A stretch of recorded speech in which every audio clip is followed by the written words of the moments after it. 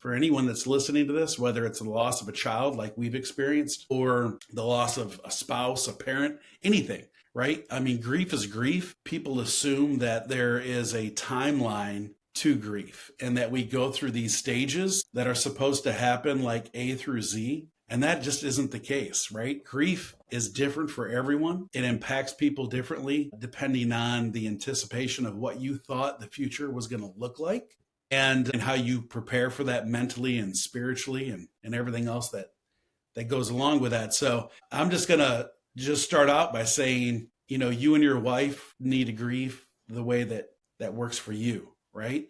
And there is no timeline. We can sit in that darkness or become a beacon of light and hope. There was good and bad. I'll admit, in the 2.5 years of taking care of her, there were moments of heartache, pain, and trauma. I was in Ohio, 3.5 hours away, and I finally received a text message. Her breathing is very shallow, and I think this may be it. Got in my car, and I'm talking to God the whole way, and it was like I was in a different space. God wanted me to be there. All right, Robert, welcome to the Old Ranger New Dad podcast. Super excited to have you on, and it's been a minute. It has been. So we very first met. This is the first time actually just kind of talking and chatting, and we're going to do it live on the actual podcast. You put out a post on a podcasting Facebook group, and I hadn't signed up for a bunch of these things, not expecting really much out of them. And 2 posts in a row, yours and another lady, Tamara, who I've already had on my podcast, and that one's already out, had some very interesting stories, yours especially, because you were open to talking about grief and about the process of, your daughter passing away at a very early age. What age was it again? I apologize. That's fine. She lived to be 2.5 years old, and we'll unravel a little bit more about that. But I'll tell you, the anticipation in the beginning was it could be days or weeks, and so later I realized what the gift that the 2.5 years actually gave us. So absolutely, and now, like I had mentioned right before I hit record, I had no idea that I would be in the place I'm currently in now, having just lost my son, and my wife having undergone, emergency surgery and almost losing her. We're in a very, very different place than we were, a couple months ago whenever I reached out to you. So, I'm struggling with just getting some of that grief out of my brain letting me feel that. And so that's kind of where I'm stuck today. Ironically, I just got back from picking up the urn for my son. And man. Yeah, it's just the timing with this podcast and talking with you. I knew it was something that was meant to be. And again, I just want you to kind of share your story, and then I will pipe up whenever I have something to say. But for the most part, I really just want to hear what you went through and what you're ready to kind of share now. Yeah, absolutely. So then here's the thing. First and foremost, my condolences. My wife and I have been praying for you and your family. Same. And like you said, when we first spoke, it was under entirely different terms and with a different mindset and anticipation of what you thought, everything was going to look like. I do want to share my story, but I also want to just address the fact that you talked about coping with grief and, just trying to figure out how to manage that. I think for anyone that's listening to this, whether it's the loss of a child like we've experienced or the loss of a spouse, a parent, anything, right? I mean, grief is grief. And I think that by all educational terms, people assume that there is a timeline to grief and that we go through these stages that are supposed to happen like A through Z. And that just isn't the case, right? Grief is different for everyone. It impacts people differently, depending on the anticipation of what you thought the future was going to look like. and how you prepare for that mentally and spiritually and everything else that goes along with that. So I'm just going to just start out by saying, you and your wife need to grieve the way that works for you, right? And there is no timeline. And quite honestly, here we are. I'll dive into my story briefly, but I'm sitting at what, 24? No, maybe not quite. 24 years, yeah, since she was born. She would have been obviously a grown adult if it wasn't under those circumstances, and yet I still have moments. She's my source of strength at times, and then there's times when I just need to still grieve over the process. So one of the things I'll just kind of throw out there is, first of all, let's talk about how, like you said, how we met. We were on the podcast, and I don't believe that anything happens by accident. And so not only do we have that connection with a loss, we're both veterans. And interesting enough, I don't know if you remember in our quick conversation, but I started out initially as a crew chief on a 141, and so we carried the Rangers around quite often. I was part of that joint base venture there with Fort Lewis and McCord out in Washington. So, but anyway, have you ever been to that base? I did, actually. I was recruiting for Triple Canopy for bodyguards for Kabul and Baghdad. So I went up there twice and recruited from 2nd Ranger Battalion. Got a couple Special Forces retirees and a couple of Rangers to apply from there. Yeah. We would take a lot of those first-time jumpers out to Kansas and, a few other bases, kind of those low-level airdrops. But anyway, so definitely an experience. But the reason why I wanted to start there was the fact that, especially in the military, but just however you were brought up in life, I was raised as a fighter, right? I had this mindset at an early age of being involved in martial arts. Later, when I got in the military, I competed in that space, and I also got into boxing. And it was all about just tough protection, being there for those that depend on me, and every fashion, right? Whether it was life, business, family. And so a lot of times, not always with just men, but just addressing the fact that we're brought up with these characters that were supposed to be strong, and that grieving as a whole is a sign of weakness, and it isn't, right?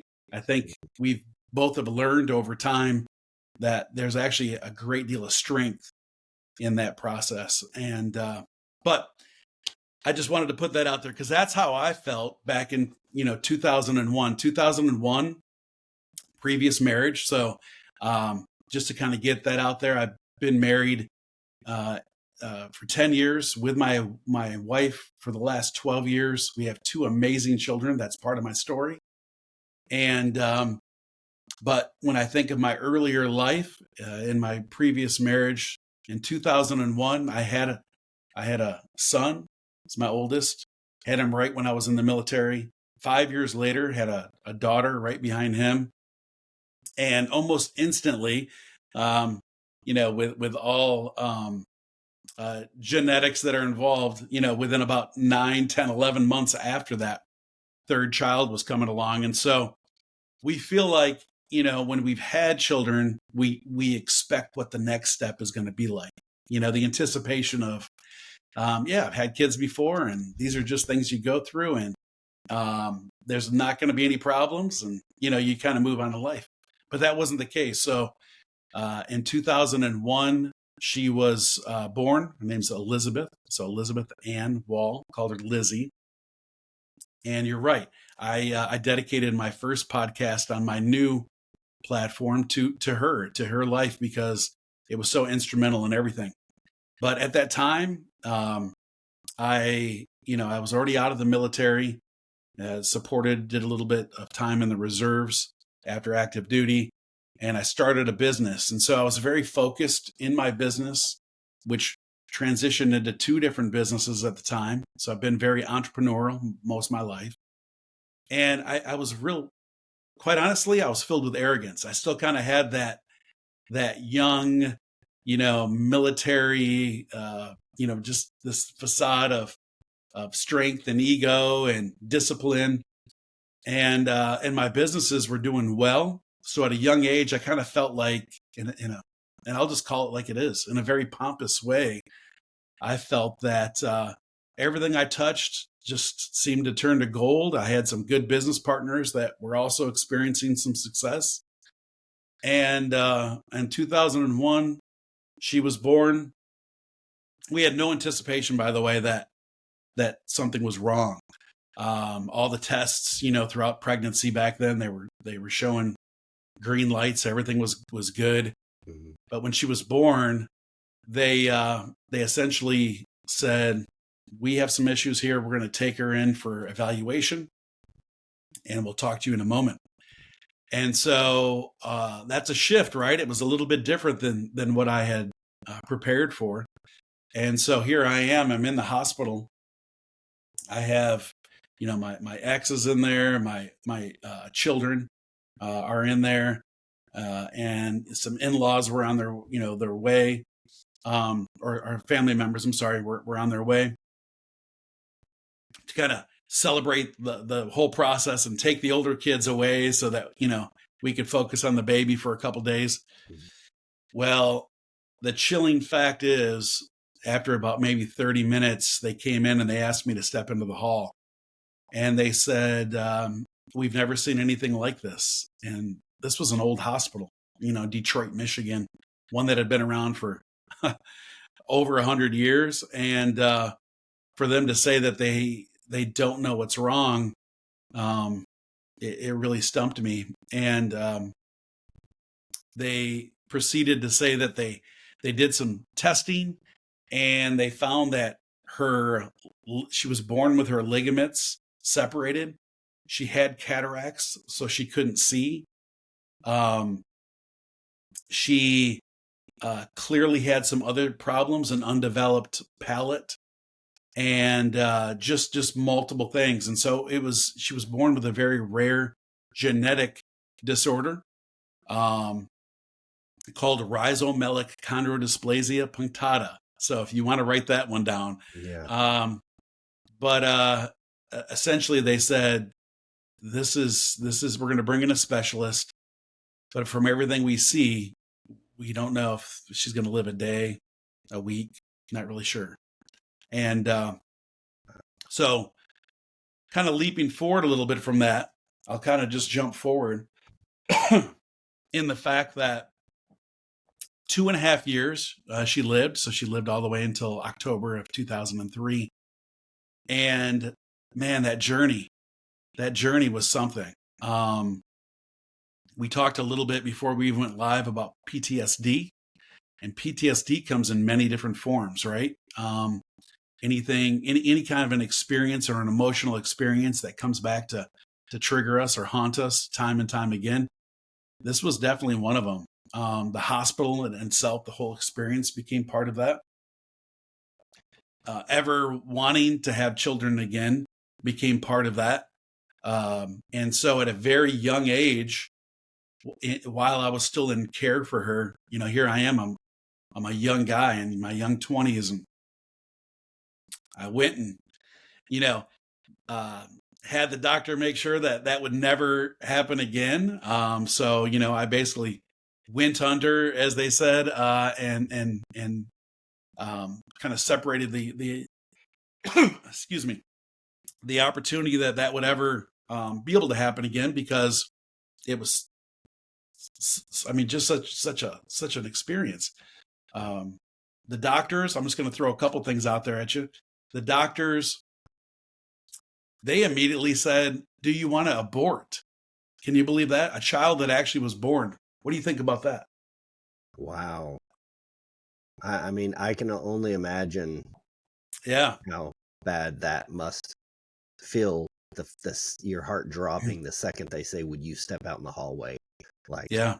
That you already know that it's something horrible, and then for them to want to And that's something that we've had to learn, right? And this is the whole point of the IVF journey, and me vlogging about it, and just not having the ability right now to do all the editing to put that stuff out. But I'm recording all of this whole process, and for them to now that my wife has lost the ability to have children because the emergency surgery. I was going to get into that later, but she ended up losing her womb, and it was the choice of, her life, and she's bleeding and bleeding, and they've already given her blood, and he made the right choice and saved my wife, but now we're sitting here going, okay, we have 3 more kids though.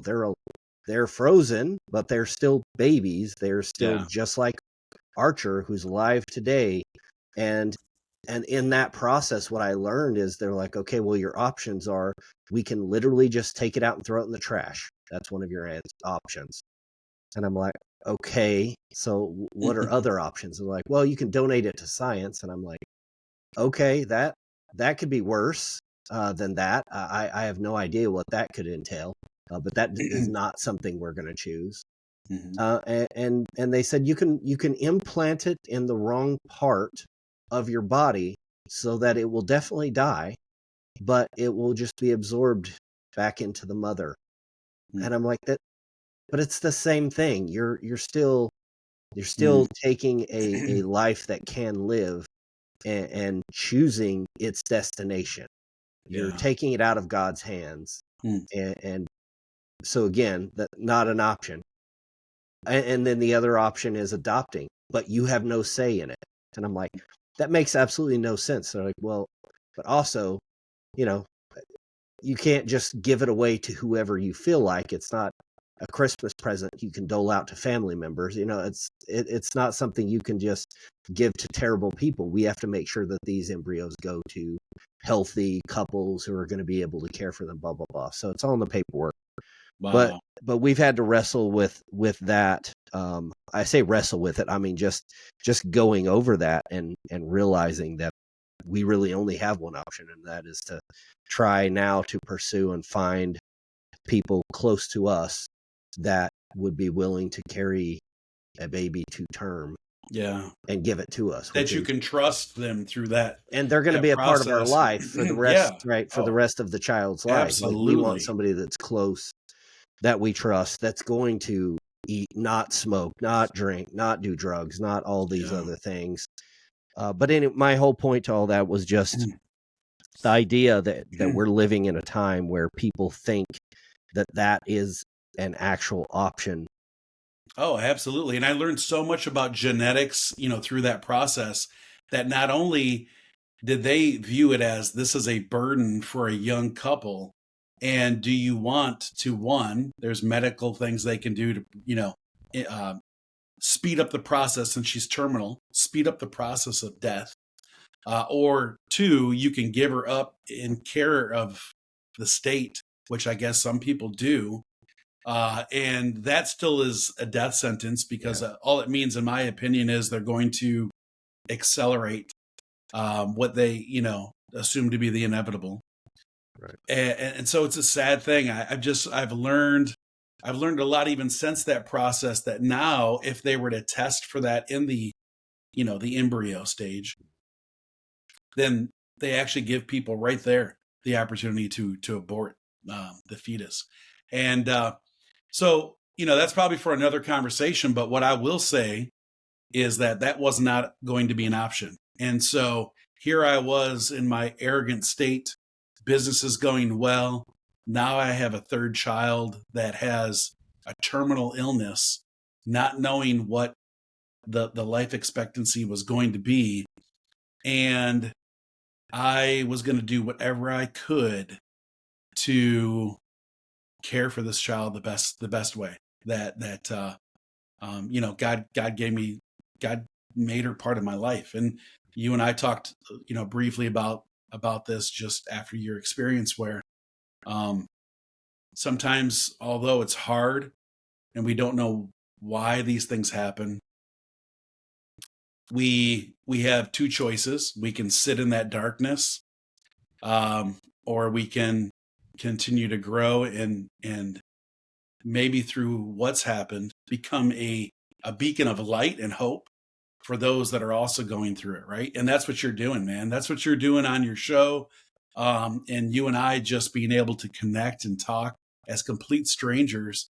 Now I feel like you're somebody I've known for years, you know. Yeah, it's just same. that close natural friendship where you're just like, yeah, man, we've been through some things. And you mentioned some interesting points there, and that's just laying all of the things that we've been through at the altar.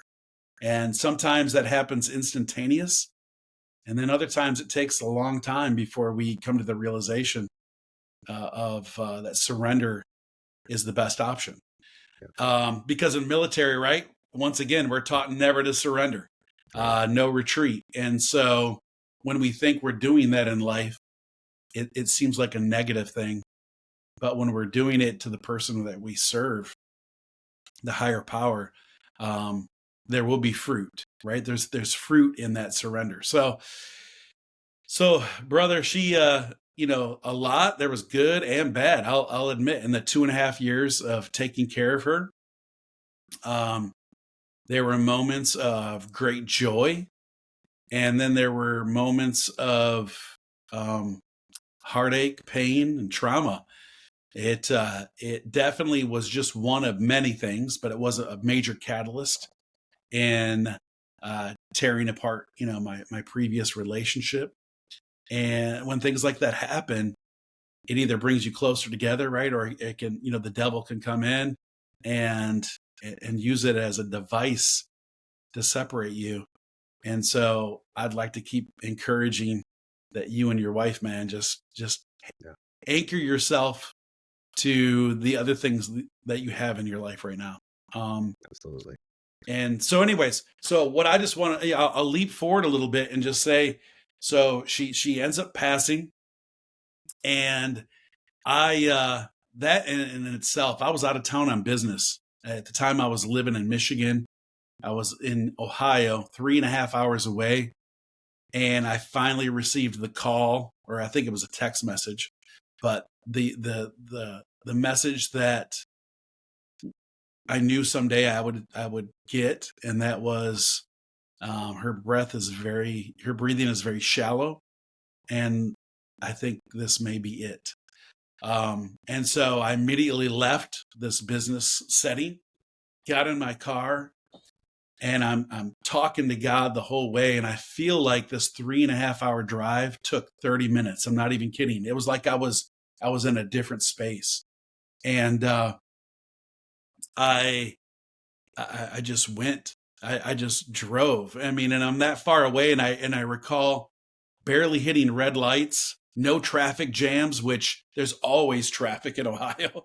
So it was just wild, man. It was, God wanted me to be there. And so I got there, I held her in my arms, and I was with her for about 3 hours until she took her last breath. And man, talk about grief, right? Like that's just, it empowered me in this process. I knew I wanted to be the one that held her through that, but it was heartbreaking, Um, so I held her right up into that last moment. And oh man, so many stories I could share, and it's hard to fit it all into a podcast, but I'll just share this because it's something that sticks with me. She couldn't see, she couldn't speak, she couldn't move, she couldn't crawl. She was fed through a G tube, many problems, but she could hear. Her hearing was excellent, and she communicated through the response of, like, when I told her I loved her, she would smile and she'd move her tongue around. And as a parent, after 2.5 years, you kind of get to know their personality a little bit. But when she passed, as God is my witness, I man, it gets me already. But I swear I heard the words, love you. So man, I actually haven't, I've talked about her story Yeah. for years. And I don't think I've said this part of the story in a while, but yeah. And so I just feel like that was just that connection, you know what I mean? It was just that last breath, whether it was just something I wanted to hear or not, it still was a very calming, thing that happened. And, I want to kind of shift that story in the fact that I went into a dark place. I thought I had it all figured out. I knew she was going to pass someday. And so just like with you and I talking, you know, you have this anticipation of hope. Then you also come to this realization of what could happen. And then something, you know, something filled with trauma does happen. And it's like, how do you process that? And for about 3 months, it was rough. There was no communication. We didn't want to talk about things anymore. And there was two things that ended up shifting my mindset and my heart in new alignment. And that was, one, I still had two beautiful children that needed me, right? Mm-hmm. So I needed to be that presence for them. I needed to be that strength. And so I stepped back into that. And then the other thing was I recognized her purpose. And that's what I alluded to in the beginning when we kicked things off, about the fact that through what you've been through, you and your wife, you can be beacons of light for those that are going through it, right? That are in a dark place, that are thinking about taking their life or just checking out altogether, right? And so one thing I really held on to, and I think you'll appreciate this, man. One of the hospice nurses that took care of her for quite some time was an atheist. She was very much into more natural, just earthly presence. She was very spiritual, but not really tied into Jesus or God, and or a God. And so she used to always say, if there ever was a definition of an angel, it would be in the face of your daughter, because every time I'm here taking care of her, massaging her muscles, kind of just stretching her out a little bit, I just feel this warming presence about her. This, in the beginning, she described it as an aura, and then that shifted into more of this angelic, like, wow, she's like an angel. And that hospice nurse ended up converting and giving her life to Christ. And so, everyone's got their own journey when it comes to that. But that in itself made me reflect back, and I thought, you know what? Wow, man! Like, if this child that God has entrusted me with couldn't walk, couldn't talk, couldn't see, couldn't eat naturally, but she had the ability to witness in a more powerful way than I can with all my faculties. What does that say about me and my life? What does it say about the excuses that I show up daily with? And so through that whole thing, I had lost my business. I had lost all my income. Medical was tapped out. I was paying for things out of pocket. People were doing fundraisers to help us with her burial. The whole thing was just a wild time. And it was like starting over at zero, But that in itself, I just had to get that out and share it with you. And I know I'm kind of just going on, but it was a powerful, powerful shift in my life when I realized, you know what? It's not just all about me. Like my pain, my trauma, even my conversation with God, where I blamed him and I said, I go to church, I give and help others. I do everything that I'm supposed to do. Why am I going through this? And, it wasn't until many years later that I realized, why not? I mean, I was probably one of the best suited to go through that for a bigger and higher calling, right?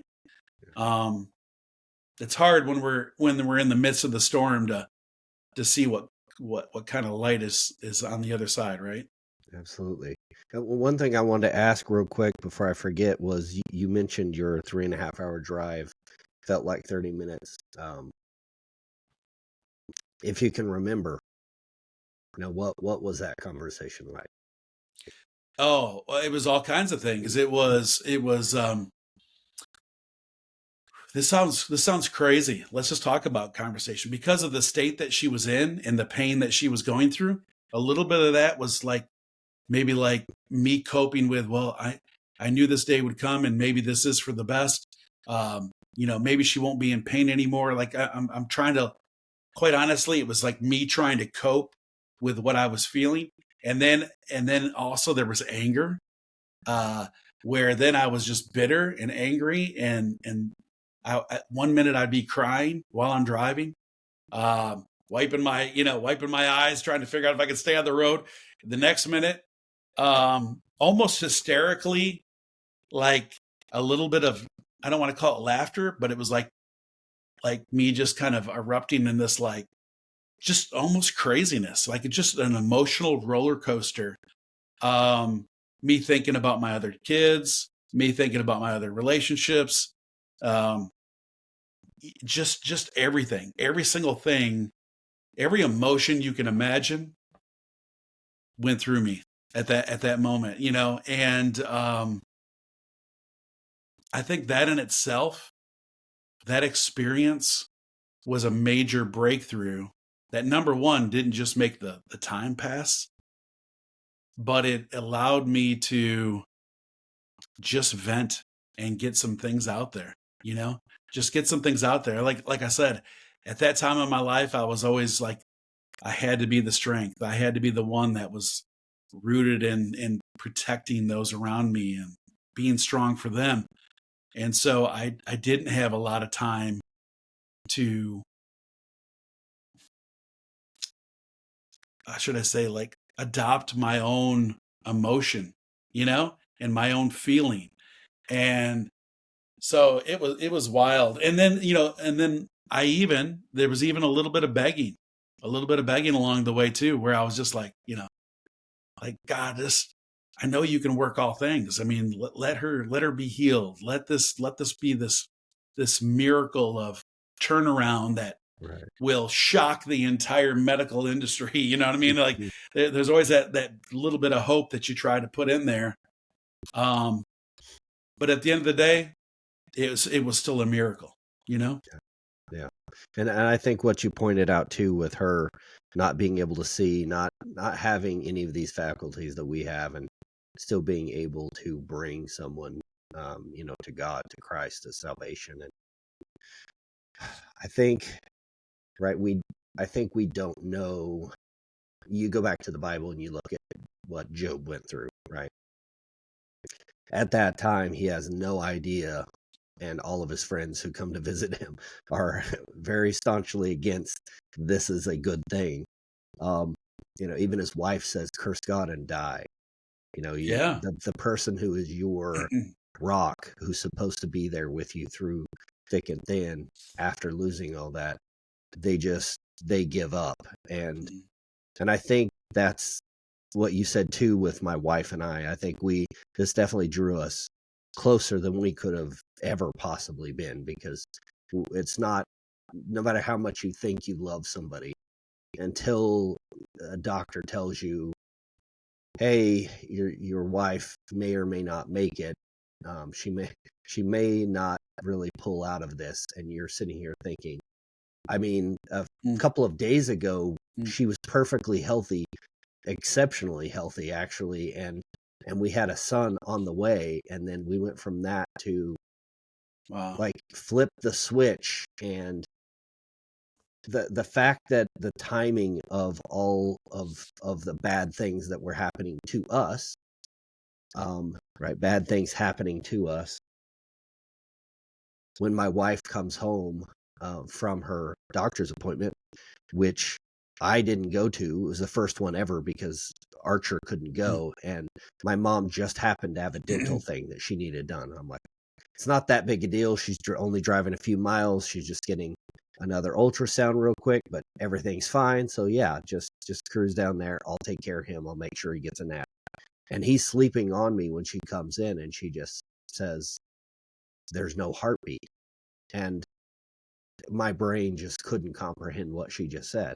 And at the same time, this was like an hour after like Charlie Kirk gets shot and murdered, assassinated publicly. And I'm just like, wait, what is happening? And then to go from that to a few days later, now I'm rushing her to the ER and her life is at risk. And we already know, the doctor said if I hadn't already given her two blood transfusions before the surgery, she probably wouldn't have made it. Like, that's how bad she was. That's how much blood loss there was. And the removing, of the uterus was a absolute last resort, but it was the only thing he could do to get her to save her life. And so I know that from watching movies in Hollywood, the thing that splits up marriages, and it's this trope that they use all the time, is the loss of a child. And there's been so many movies that use that for whatever reason. And what you described there is kind of what I think most people fear that me and Mallory could go through, which is just that you stop communicating because you don't know what to say. And we're still there today. Yeah. It's gonna, I and don't you know what? What it's sometimes all the words are in the silence too. You know what I mean? Like, you just need to,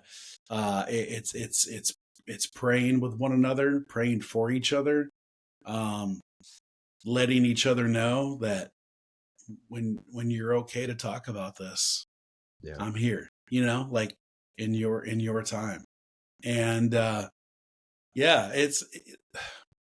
I think from the outside looking in, people have good intentions when you go through loss, because everyone wants to say, I mean, it's the first thing that comes to mind. Like, I'm so sorry, my condolences for you and your family. I feel bad. Which is a real emotion, and it's true. However, when you're experiencing it, you're still in the storm, right? Like, you're still in there going, man, I can't believe what we're going through right now.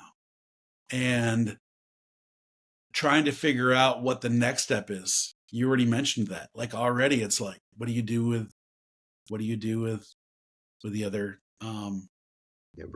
embryos, right? Like, what's our next steps? What are our options? And I think what you just said, still being in the storm, I think everybody still sees us literally sitting in a storm, and we're still getting rained on, and we're like, now again, my wife's a combat veteran Marine, so we're not your average couple, but I think that training and going through hard things, because we both deployed to Iraq, going through that set us up psychologically, that if we are in a horrible situation, we know again that God is in control, and once you give it over to God, then that burden is not on you anymore. He has taken that rucksack off of your back. It doesn't mean that you're not going to still be weighed down, because we are still weighed down with the thoughts and the emotions, but we're not just going to sit in the storm and just get rained on. Like, everybody keeps saying, it's okay to not be okay. It's okay to take time. And we sat in a hospital every day and every night, for 7 days between the two visits. And it was like, I finally broke down. It just kind of came out of nowhere. I was scrolling and I heard a song. For whatever reason, that tune, just made me burst out crying. And I went into the bathroom and just cried. And my wife is still sleeping, and I need her to sleep. I'm not going to wake her up and I made a little video, and I have no idea why, because it was just me blubbering, but I just made a little message to my son.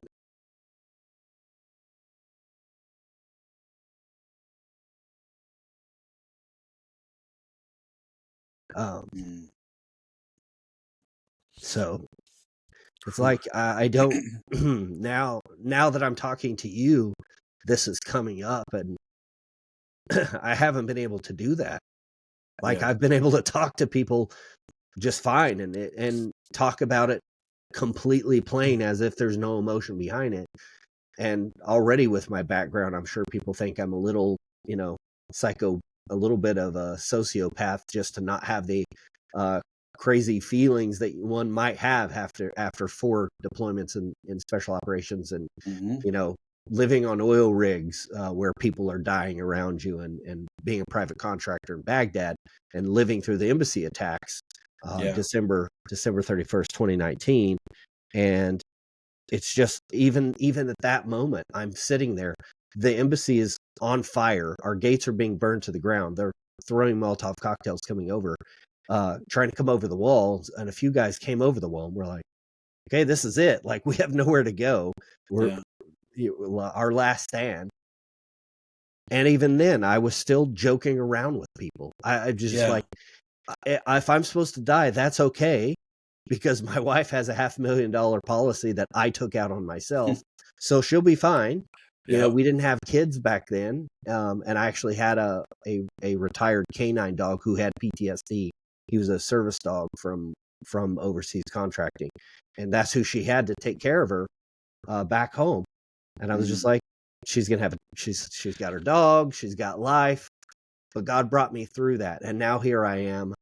And with Archer and everything going so easily, it gave me this false sense of hope that, okay, I've turned the corner on all these L's I've been taking for so long. And I've had these wins. And now, at least with this, surely with my family, surely with what me and my wife have gone through trying to have children for, at that point, 16 years. But here we are. We got one baby, and now the hardest possible way to have the other 3 is what we have in front of us. And we don't have time to just sit on it and not act. Right? Archer's growing every day. We want him to have a brother or sister. And if that's through adopting, then it's through adopting. If these embryos don't end up making it, they don't. But we want to give them an opportunity at life. And no matter what the outcome, even if all 3 of them end up in miscarriages and we go through, that type of misery again, that's okay, because again, those souls are going to heaven. God gave us that. And my wife, when she came out of surgery, and I want to make sure and say this, she came out of surgery, and the nurse said she doesn't know that we took out her uterus. So just so you know, that happened. And she just said it blatantly like that, like bluntly like that. I was like, wow. Okay, my wife almost just died. And oh, by the way, she can't have kids now. Do I want a glass of water? No, I'm good. Like But she just said it like it was like I'm somebody who works at the hospitals. It's just like checking off boxes on a checklist, right? And I don't mean to. I'm not being mean to this lady, but the way it was so fast, and I'm sure that she was nicer than I'm making her sound, her tone, but it came out very quickly. There was no humming and hawing around it. But at the same time, my wife is in the other room recovering, and she did survive. They didn't come out and talk to me until they knew she was going to survive and pull through it. But I was just sitting there like dumbfounded, just like I was before when she walks in and says there's no heartbeat. And there's no words that you can say to your spouse or to anyone else that's going to be this profound thing, more so than when my wife is told by the doctor, which was what I was getting to, that he had to remove her uterus to save her life. And she literally says to him, "Oh, I know." Now we're both confused. I look at him, he looks at me. He's wondering if I told her, and I definitely didn't tell her. Wow. And she just says to him, "It hurt too much. I knew with that amount of pain that you must have had to take it out." Mm, And mm, he's just like kind of yeah. stunned, and so am I. And she's like, "But it's okay." And Mm, she was so gracious to him and just thanked him for saving her life. And that's what I did too. I mean, I gave him a hug. I'm like, "You saved my wife's life." He's here thinking this is going to be this horrific news that we're going to be scream crying and, yeah. you know, cussing or angry. And the nurses said the same thing to us. They said, "My wife apologizes anytime they're inconvenienced when she needs help to go to the bathroom or, all these things." And they're like, "Don't Yeah. apologize. This is literally what we want to do for you. That's why we have this, that's why we have this job. We love helping people." And she's like, "I know, but I just want to be able to do things on my own." And one of the nurses commented, was like, You're just so nice." And she's like, "Well, I mean, how should I be? Are Yeah. I people don't, are I people don't think they mean?" deal. Yeah. They probably don't experience that, as often as we would assume, right? For some people, they wake up every day and they look for the negative in everything, right? I mean, you see it all across social media, you see it in Right. people's behavior, and people like us that have been through some major trauma and things in life, just in general, we're not just talking about, fertility, but our whole lives. We have been in situations that have put us um, in danger. Our life has been on the line. We have seen other lives, you know, uh, fall short and perish during, this journey. And it's like, because of that, I believe that, yes, we may have our guard up many times. We may be a little hardened at times in certain scenarios initially, but we're also always looking for the good. I wake up every day, with this anticipation that, will bad things happen around me? Absolutely. It happens every day, right? Turn on the news. Um, is there an opportunity to continue to push forward and let my life, even in its own trauma and unresolved pain and loss, can I still in that moment be an example to others? Absolutely. And so I try to do that. And so there was a couple things that you brought up that I wanted to touch base on as well. Um, by the way, thank you for inviting me into your space, because I think I feel like this is therapeutic for myself and for you 100% right for now. me. It's like 100% for me. it's like we're just sitting Yeah. here and we're in therapy. This is our therapy session, and hopefully it is for others. Um, when we talked about the storm, I didn't want to overlook the fact that many people, when they're in a grieving process, they're in the storm, they're in that boat that's being filled with water, right? Just the waves are pounding, the rain is coming down, and there's no motion. We're literally sitting there waiting for those results to sink us. Yeah. Um, and one thing that I have found, whether that's military, whether military training, discipline, whether it's just something we were born with in life and it's part of our character, whatever that may be, we are still moving forward. So whether it means that motor, maybe I'm only moving 2 miles an hour right now, right across this water, but whatever that may be, I'm still moving forward. My boat is still being filled with water. I'm still in panic mode. I'm still, you know, experiencing trauma and grief, but there's still some movement forward in hopes that there's light on the other, side of that storm, right? We know that at some point we're going to break through the storm, whatever that may be. Maybe days, weeks, months, years. Somehow we're going to break through. And it doesn't mean that the wounds we endured during that time, sitting in that boat, having the waves crash against us, the PTSD that we acquired during that experience, never wanting to be on the water again, that whole thing. Um, those are still wounds, or I was going to say that's still trauma and pain and loss, but those are wounds that we've allowed to heal so that we can keep moving forward, right? It's just you stitch those things up, you accept it, you realize it's still painful, but we keep moving forward. And the only way we can do that is to be attached to, again, a higher purpose and power. And then also in knowing that ultimately we are very selfish people by nature in all the decisions that we make. And so this isn't about, it's not always just about us. The pain's real. I'm going to still feel this, right? Yeah. The things that you and I are talking about. But there's other people watching. There's other people listening. I mean, your podcast, it started and you've gone through some things already just since you kicked things off, right? It was, you know, it was the pain and trauma and the loss that you had in the past. There was a new opportunity for you as you were thinking about the expansion of your family, and that shifted once again. But you would have never started this platform if it wasn't for something that happened to you even prior to this, right? Right.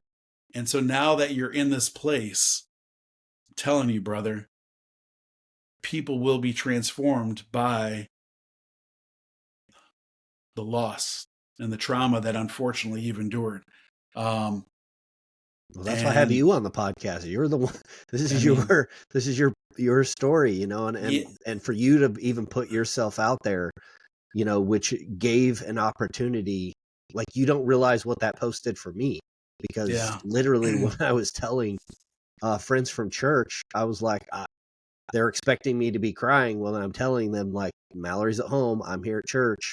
She's still having a hard time just standing and sitting down and getting around, so she's not here right now. But I'm just saying everything very kind of like that nurse said to me, just bluntly and straightforward. And I don't know how to. I'm like, I don't know how to make myself cry about this. And but it was it was you being willing to even talk about that. And when I told people that I was going to be recording a podcast with you, I literally told them, I was like, I think that's going to be an opportunity for me to at least talk about these things and to start processing it more, because I'll be talking to somebody who's gone through something different than what I went through. But, you know, definitely, and again, this isn't a competition, right? No. There's no competition, but the fact that I didn't get to know Christopher and the fact that he passed before I ever got to see him and interact with him, but you got to interact with your daughter, you know, for 2.5 years of life. And even though you know that she's in pain during that time and she's not doing well and not living the life that your other children did, for you to have gone that far and then for that life to be taken, it is another layer. And it's another level of pain and trauma that I want to learn from, because again, there's no guarantee that any of our children are going to make it to adulthood. And when I started talking to family members who grew up, now my family grew up, they were from Oklahoma. They literally went through the Dust Bowl and the Great Depression in Oklahoma. And they were part of that train of people that just drove out to Bakersfield, California, because that's where Route 66 went. And it literally ended in Bakersfield, and they just stopped because that's where the road stopped. And like, there was no rhyme or reason. They just knew that they couldn't survive here. Oklahoma turned into the Sahara Desert. And so they just went out there and they lost kids along the way. And they had 10 or 12 kids each. Like, every family was having 10 or 12 kids. And every single one of them had a child that was a child. Like a 2, 3, 4, 5-year-old that ends up dying. And it was just part of life. Like, miscarriages to them was just a normal part of everybody's process. Right. and it made me really sit and think for a second, because we don't talk about it. And I only know of one guy that I served with that publicly posts anything about his child that had passed away years and years ago. And it's kind of one of those uncomfortable things where I never wanted to ask him about it. And I just saw his post and I would like it, like send him a little heart, but I'm not going to ask you about your child. And then once I went through this, and I don't know why, I just felt compelled to reach out to you, who again, I hadn't known, right? Yeah. It's, you don't come from a background. We didn't serve together. We don't, but I felt compelled to kind of just tell you what was going on. And I did the same with several of my close brothers, and found out that all of them had literally everyone that I had talked to had been through this same thing at varying stages of, like, older than our child had made it longer and then had passed, or earlier on.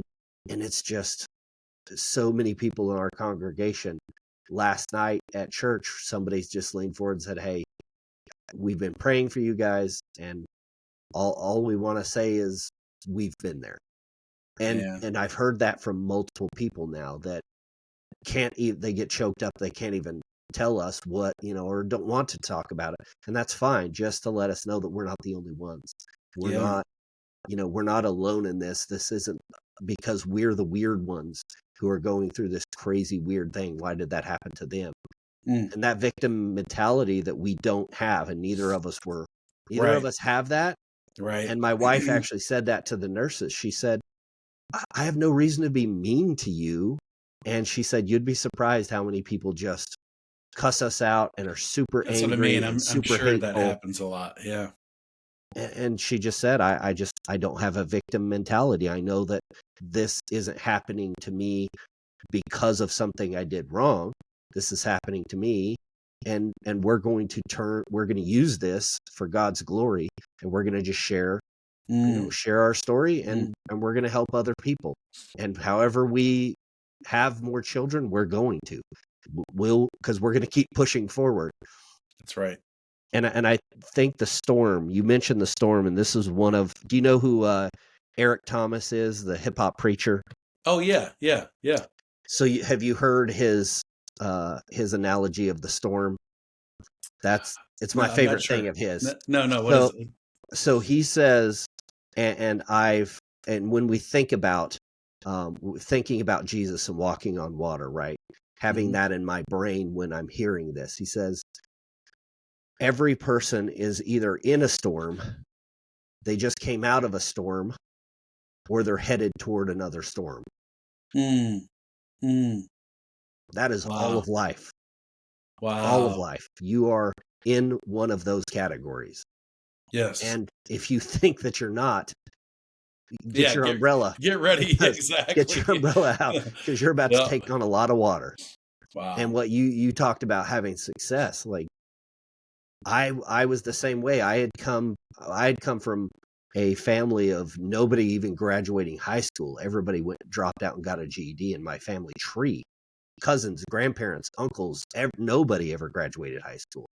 And with the only exception, I just found out literally this year, of my aunt who had committed suicide before I ever met her. So that's literally the only person that made it through high school and graduated. So for me, there was no like, anything I did was going to be amazing compared to, where I come from. And so I didn't have these amazing aspirations of what all I could possibly accomplish. But I had L's. It was just, I was just taking losses my whole childhood. And I finally get out of that. I start, living on my own, and I joined the Marine Corps. And I joined the Marines in 1999, before September 11th happened, or we were ever going to be in a war. And from that moment, when I got to boot camp, like, I got injured in boot camp, but somehow it just literally magically healed, right? Just miraculously. My arm wasn't working. My shoulder did something. And I was literally having trouble getting dressed in the morning. I had to have guys help me. And I'm still going through boot camp, doing obstacle courses, doing all the things we're doing. And all of a sudden it just healed. And I make it all the way through boot camp. I go through infantry school, heavy weapons training, and all of them just bam, bam, bam. I didn't struggle necessarily in any of those things. And so I felt like I was on top of the world. I was so focused. And then September 11th happens, and it just crushed me, because I was I knew that I want to be a firefighter since I was a little kid, and I'm going to do that. I was in my paramedic classes. I was starting that. I was already working as an EMT. God has, like, this is it, God. I already got my path. I know exactly what I'm doing. And then 9/11 happens, and I could not sleep. I could not think of anything other than I need to get over there and fight. And my unit wasn't going to get deployed. They weren't getting deployed for a very long time. And so I had to look myself in the mirror and just go, I feel like God is calling me to do this. And if I hadn't done that, I'm very confident I wouldn't be married to my beautiful wife today. I wouldn't have gone through the amazing parts of life, good and bad, that I've been witness to. I literally got to be in the same room as Saddam when we captured it, right? Wow. Jessica Lynch mission was my first combat mission. Rescuing Jessica Lynch. Like, that's insanity. I did nothing heroic or amazing. I just was a front row seat to history, and I got to literally be there and witness all of it and participate. So to go through all the things we've gone through, but for this to be the one that hurts more than any of the losses, This is this is still your battlefield. I mean, as you already said, we're either in a storm or coming out of a storm, or headed toward the next heading storm. towards one. And but I will say it's the things of our past that prepare us for the future as well. So 100%. Both for you and your wife, it's given you a mindset to and a spiritual grounding to head into this, to deal with the storm. That's what I'll leave it at that, because, too many people think, oh, you're good. You're strong. You're going to be fine. And there's going to be still some tough times. That you and I both know that. But you anticipated already. It's like going into war. Never once did you think there wasn't going to be casualty, or there wasn't a chance that you could be part of that, or there would be injury, or there'd be wounds, or there'd be something that would happen, or you would come out of that storm not the same person that went into it, not the same person that went into battle, right? You come out of battle as a new person, and that's what this is. So, man, if I could leave, you and your audience, your viewers, with a little bit of hope, I'll make this one really quick and kind of blast through it for the sake of time. Yeah. But I ended it with saying, at a young age, because of what I went through with my daughter, the loss of my daughter, that I was no longer going to have kids again, right? Because they told me it was genetic. They told me the chances of genetics, by the way, are when two individuals come together, and when there's this alignment of kind of this mismatch of chromosomes, and genetically, I had a 1 in 3 chance of it happening again. And so, this fear came over me, and it was like, I'm never going to go through this again, under any circumstances. And so I thought that was it. And so leaping forward into the future, as I stated, went through a lot of things. There's a lot I could share, but definitely the journey. It was a hero's journey, the ups and downs in life. Finally reached this place where I'm moving on under new terms. I'm no longer married, and I'm looking to see what the future holds. I meet my beautiful wife, and she had never had kids, and that was one of the things that she always wanted. And so I decide, you know what? If it's God's will, right? Doctor said it had been so many years that we probably had a small chance of it being successful. But I reversed the entire procedure, went into the marriage, not even knowing 100% if we were going to be able to have a child, and we did. And so we have a beautiful 9-year-old together. I think I had shared that. So I've got older kids, but I've got a beautiful 9-year-old. And then there was a 5-year gap. There's a 5-year gap where we couldn't have any more kids. And going back to some of our story that we've shared, you and I, it finally came to this point, and it was a lot of pressure. It was weighing on us. It creates its own grief in itself, because her anticipation was always to have a playmate as well, and all these other things that she expected, kind of what her future looked like. And it put a lot of pressure on our marriage. And so, kind of long story leaping forward, the specialist said that we had a 0.07% chance of having a child naturally. And so that meant IVF. They told us we had to go IVF. And so we surrendered. We laid it at the altar. We decided we were going to focus on our marriage and discuss the children fertility situation maybe 6, 7, 8 months down the road. And it wasn't until we did that naturally she became pregnant again. So we have our 4-year-old, a 5-year gap between the two of them, but we have our 4-year-old. And that was complete surrender, right? When they said it was less than 1%. Now, I share this for a couple of reasons. One, that was our story. That's what happened to us. That was the miracle that came into our life when our marriage was potentially at risk, to be honest. It's brought my wife and I so much closer together. God is the center of everything. And we have also experienced so many people like yourself that can no longer have children, and they're going through that grieving process. And so spiritually, we're like there to become part of that support. Does it mean that every single person that surrenders everything and gives it to God, it means that he delivers the way we expect, and that there's just going to be this miracle child that comes into existence?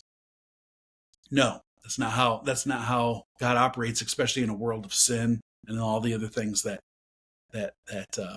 we have to deal with in nature.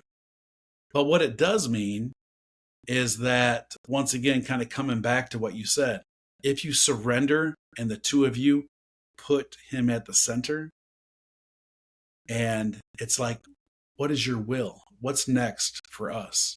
What would you have us do? That's the miracle. That's the miracle. For some, it means fertility when they didn't have fertility. For others, it's the next chapter of life that you don't even know. I can't even fathom of who you'll save, both just through your words and your story, but also maybe for that child that you may adopt at some point in life, or just in your nature of being able to care, support, or mentor other people because of the loss of what you've been through. I mean, who knows what that'll look like? So I don't want to put labels on it, but I will just say that God is the answer. Like, he's like literally the answer 100%. to the next steps in your life, and for anyone that's listening. Absolutely. Well, I appreciate it. I know, we are running a little bit long. It's been great having you on and hearing your story, and, little Liz, and I just, again, my heart breaks.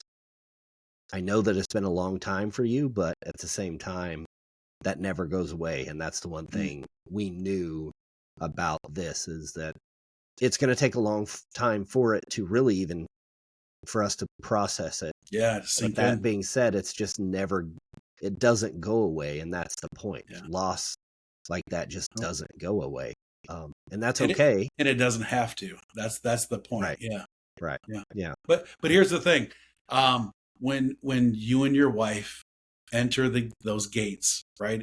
When our life is over here on earth, I too believe that my daughter will be handed to me, and I believe that your children will be handed to you as well.